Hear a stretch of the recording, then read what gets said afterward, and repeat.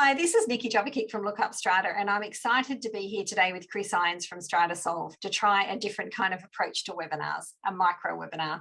These will be shorter than usual, and so CPD points won't apply. Instead, these are short, sharp grabs of content on essential issues, great for the time poor among us, but still giving expert strata perspective. Chris is well known from his time as Queensland's former Body Corporate Commissioner, and he's now out on his own as an independent strata consultant. At the moment, today, we'll be talking about dispute prevention. Chris, over to you. Thank you very much, Nikki. Hello, everybody. As Nikki said, we're calling these micro webinars, so time is of the essence. With that, I'm not going to muck around any further. Let's get straight into it. So our first micro webinar is dispute prevention. Prevention is better than cure. Quick disclaimer there that we're not providing legal advice today. It is just perspective and observations, and all references to legislation are about Queensland legislation unless otherwise stated. Here's what people usually think of when they think about strata disputes. It's emotive and it's intensive, but is there actually a way to prevent it happening before it starts? I reckon there is, and we'll quickly go through what that might entail. So when we talk about dispute prevention, why is that important? Well, because resolving disputes over time costs a lot of money, a lot of time, and an awful lot of emotional turmoil. The property values can actually suffer quite a bit. So in Queensland, whenever a formal dispute resolution order is made, it turns up on a searchable public register. And if I'm a prospective owner and I search that register for orders and see a lengthy history of dispute, it's more than likely I'm not going to want to buy into that building. And finally, to remember that strata disputes are not like other kinds of disputes. In any other kind of dispute, once it's been resolved, you won't see the other party again. Not so in a strata dispute. You'll see them in a meeting, in the lift, in the car park. So it's really important to try and address cause rather than effect. So what do we actually mean by dispute prevention? I think it consists of these key factors. Transparency is a big one. Most of Queensland's body corporate legislation is framed around the idea of everyone being transparent. I think if you are open about motives and open about intentions, it's a much better footing upon which everybody can move forward. And then we have objective information. There are plenty of bush lawyers out there in strata world, and that can be a big problem because strata legislation is complex. You need to have objective information to help you through and prevent disputes happening in the first place. It might seem obvious, but you also need clarity of outcome. There is, for example, no point wanting an outcome that can't be obtained or can't be ordered under legislation. You have to be realistic and pragmatic about what it is you're seeking. And finally, I'm a big believer in this one. Let's look at strata as a business rather than emotion. It's very easy to get wrapped up in the emotion because we're talking about people's homes, but remember, strata is effectively a business about managing budgets and responsibilities to suit circumstance.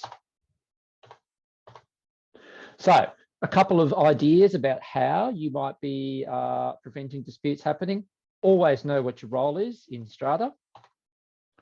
Understand your obligations and rights equally. We always hear about rights, but you also need to understand your obligations as well.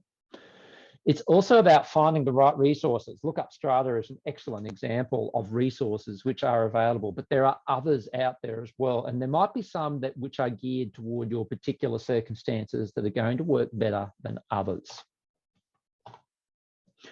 And my micro webinar, my first thought bubble. As I said before, a history of formal strata disputes can give your building a poor reputation.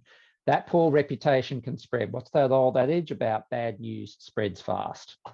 A couple of hot button dispute prevention issues then. Sometimes prevention is not going to be possible or appropriate. It may well be that there are some features of the situation or the people involved that make it such that prevention is just not going to occur. Always be wary of anybody who says, where do I stand? My experience is whenever that is mentioned, They're not really that interested in dispute prevention. They just want a black and white answer so that they can take that back and possibly lord it over the other person. To me, that's not dispute prevention. Prevention is definitely not a solo affair. You can, generally speaking, find yourself getting a lot further with the involvement of an impartial pair of eyes that does not have a stake in the situation. And my next hot button issue for dispute prevention: disputes may be sometimes attributable to extenuating circumstances. A really good example there, if someone has a medical issue that is causing them to act or react in a particular way, it's very difficult to exercise any control over that. So my best practice tips on dispute prevention: avoid assumptions. Don't ever assume. Again, another old saying, assume makes an ass out of you and I. Always balance desire against costs. You might want to pursue your principles to the very end, and that's great, but how much is that going to cost you in terms of time, money, and toil? Try to appreciate the other position. You're fighting for your rights, but so too is the other party, and they probably believe in their position as much as you. Some appreciation of where the other party is coming from will go a long way. And seek expert assistance where you need to. If you need advice on the plumbing issue, speak to a plumber. If you need advice about a budget, speak to an accountant possibly. And if you need legal advice, speak to a lawyer. And my next hot button issue: how important is it to get in early? The earlier the better, I'd say. Left too long, strata disputes fester and increase dramatically.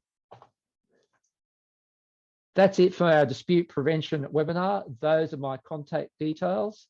Looking forward to hearing from you. Nikki, thank you. Thanks, Chris.